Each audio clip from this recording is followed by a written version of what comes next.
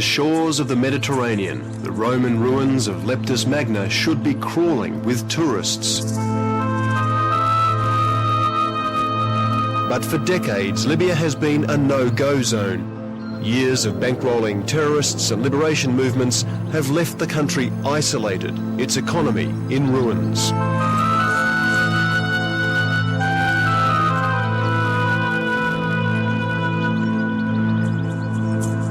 Now, Libya is changing, surrendering weapons of mass destruction, including plans for a nuclear bomb.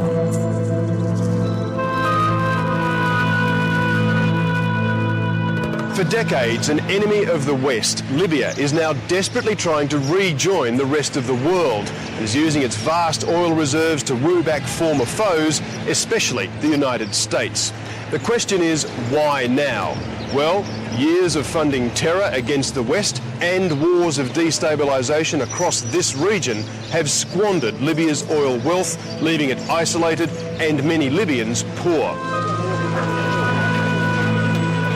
Caught between a more aggressive United States and perhaps more importantly, the growing anger of his own people, Libya's leader, Colonel Muammar Gaddafi, had to act.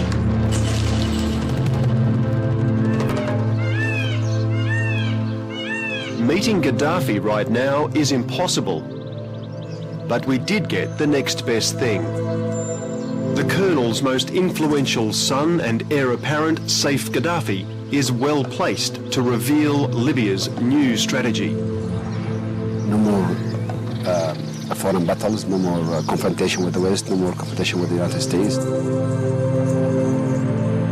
But make no mistake, this change of heart is about one thing: the survival of Gaddafi's dictatorship, and he's about to use Western petrodollars to do it.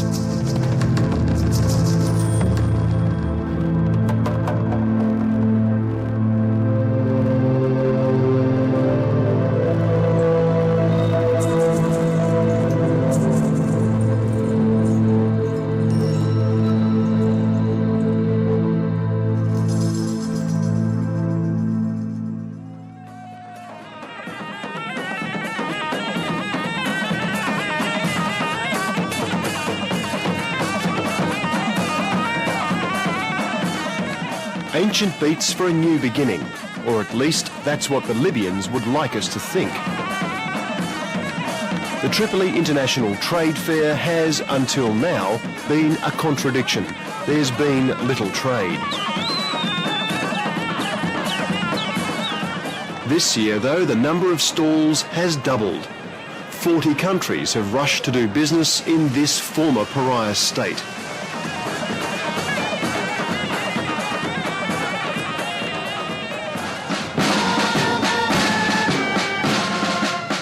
Gaddafi's hoping he can keep a new market economy somehow in tune with his mercurial one-man rule. And he's called in some help. Shukri Ghanem spent years outside Libya as a respected official at OPEC. افتتاح الدورة الثالثة والثلاثين لمعرض طرابلس الدولي والتي ولا شك تعتبر نافذة. He was recently recalled by Gaddafi, made Prime Minister, and told to revitalise an economy strangled by socialism.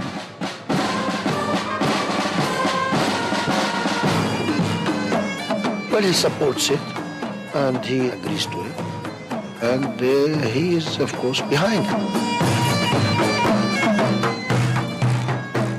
You see, our economic reforms are aimed at, as I said, improving the standard of living of the people, improving the rate of growth of the economy, and everyone would like it, of course. Gaddafi would like it. But has the mad dog of the Middle East, as he was once called, really changed his bark? Saif Gaddafi says yes, that his father was eventually convinced that policies of terror and socialism were crippling the country. At the beginning, of course, it wasn't easy, but he realized that it is in our favor and in our advantage for him, for Libyan society, Libyan people, Libyan state, for the future of the next generation. And I think all of us, we agreed that Libya should adopt civil reforms, internally and externally. After seizing power 35 years ago, the flamboyant colonel abolished shops and government and ruled Libya with an idiosyncratic iron fist.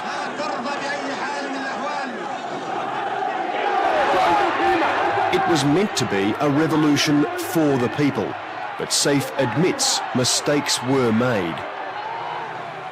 Sometimes, in order to pursue that moral principle, sometimes you adopt the wrong way, the wrong tool.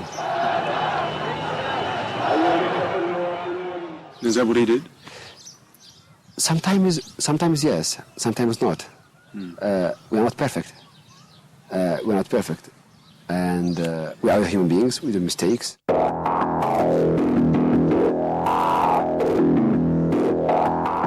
But many of Gaddafi's so-called mistakes have been deliberate and deadly.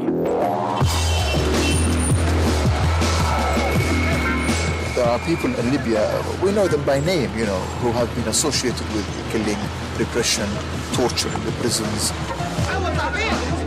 Their hands are still dripping with blood. And now they are ministers in the government. They are heading the people's courts, for instance. They are in charge of the people's prosecution. They are in the judicial system. They are in the business sector. These are the people who are taking over these companies and running them. So how can you convince, anybody that things have changed? They haven't.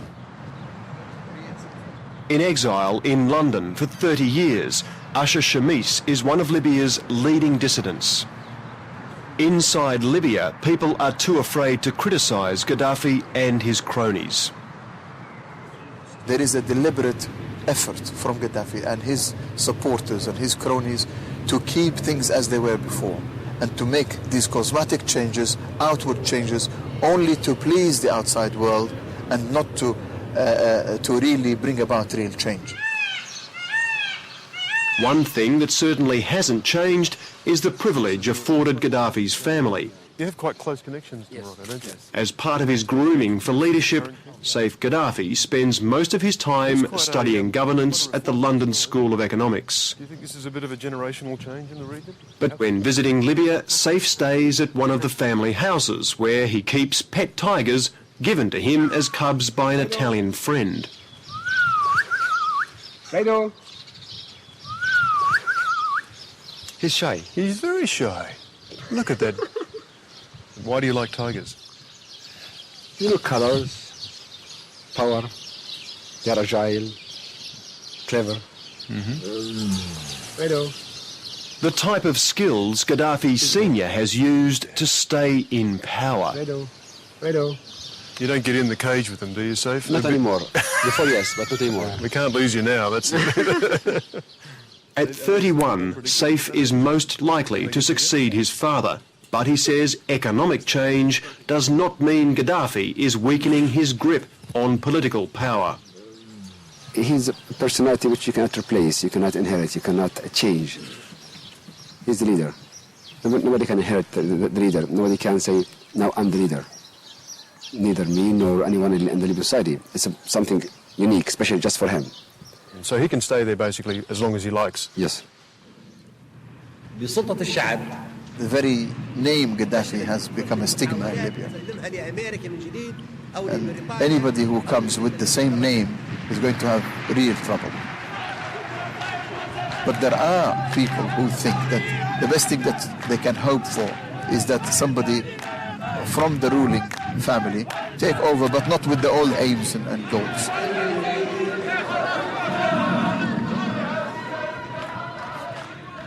What Saif has to do, I think, is he has to prove himself to the Libyan people. He has to establish credibility between him and the people inside the country. And this can only be done by engaging the people directly. Also spending much time outside Libya, this time in Italy, is another of Colonel Gaddafi.